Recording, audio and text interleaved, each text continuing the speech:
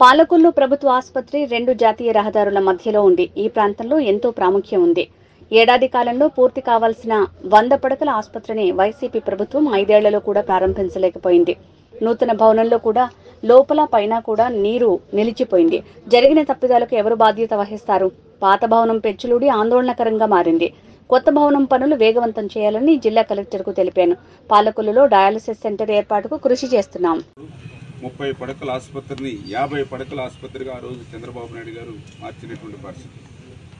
మరి ఆ రోజు నుంచి మళ్ళీ 2019 వరకు ఒక్క పడక కూడా పెరగనటువంటి పరిస్థితుల్లో మళ్ళీ చంద్రబాబు నాయుడు గారితో మాట్లాడి మరి ఏదైతే పాలకొల్లు ప్రభుత్వ ఆసుపత్రిని 50 పడకల ఆసుపత్రిని మళ్ళీ 100 పడకల ఆసుపత్రిగా పెంచుతూ 12,60,00,000 రూపాయలు కొత్త భవనం నిర్మాణం కోసం ఆ రోజు 3 సంవత్సరాలు తిరిగి ఆ నిధులు మంజూరు చేసుకుని 100 పడకల ఆసుపత్రిగా దీన్ని అప్గ్రేడ్ చేసుకోవడం జరిగింది.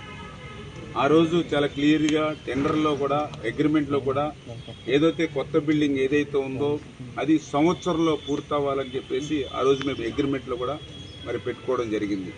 కానీ దురదృష్టం ప్రభుత్వం మారిన తర్వాత మరి సంవత్సరంలో పూర్తవ్వాల్సినటువంటి ఏదైతే కొత్త భవనం మరి నిధులు ఉన్నప్పటికీ కూడా నిధులు సమకూర్చినప్పటికీ కూడా మరి పనులు నత్తనడక నడిచి ఈ రోజుకి వాళ్ళ 5 సంవత్సరాల సమయం పూర్తయిపోయినా కూడా అది ఇంకా ప్రారంభించుకోలేనిటువంటి పరిస్థితిలో ఉండడం అనేది వైఎస్ఆర్సీపీ పార్టీ వాళ్ళ జాతకాన్ని తనమనుండి వాళ్ళ అసమర్థతకి అదొక నిదర్శనం.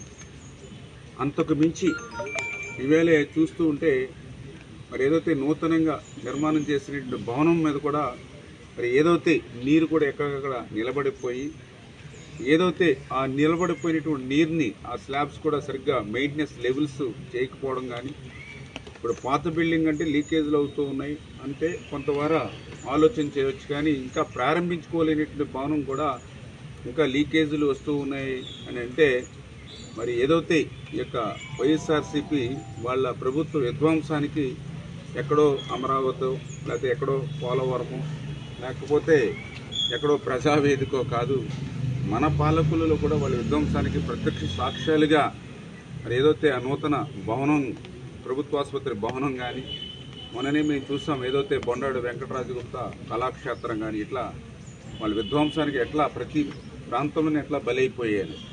ఎందుకంటే లాస్ట్ టైం కూడా నేను శాసనసభ్యుడిగా ఉన్నాను ఒక ప్రజాప్రతినిధిగా.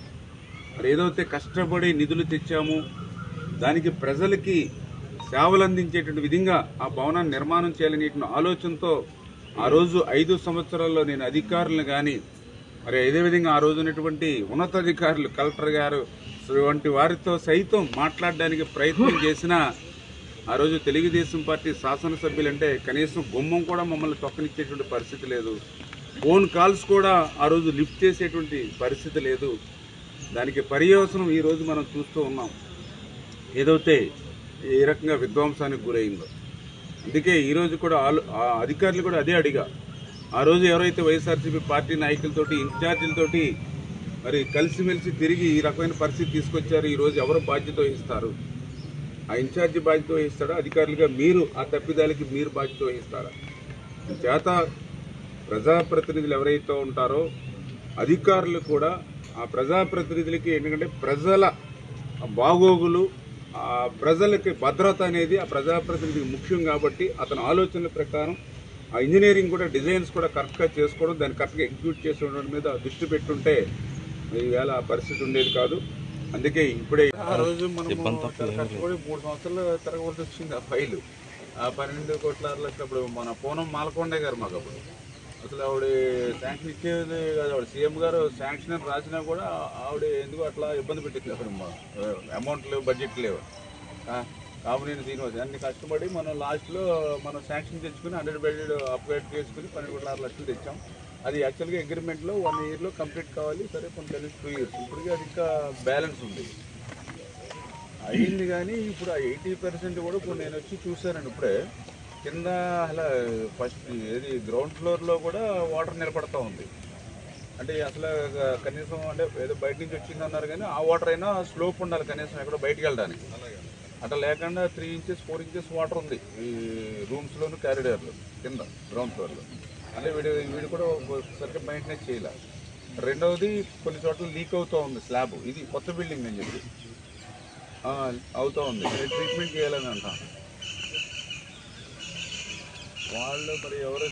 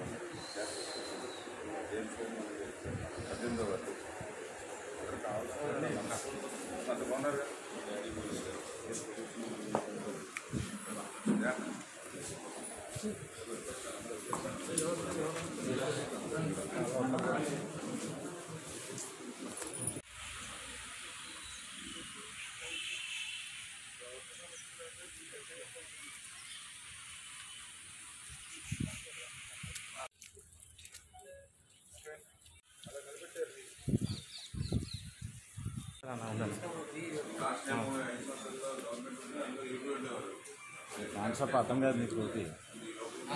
మన వాళ్ళు ఎవరు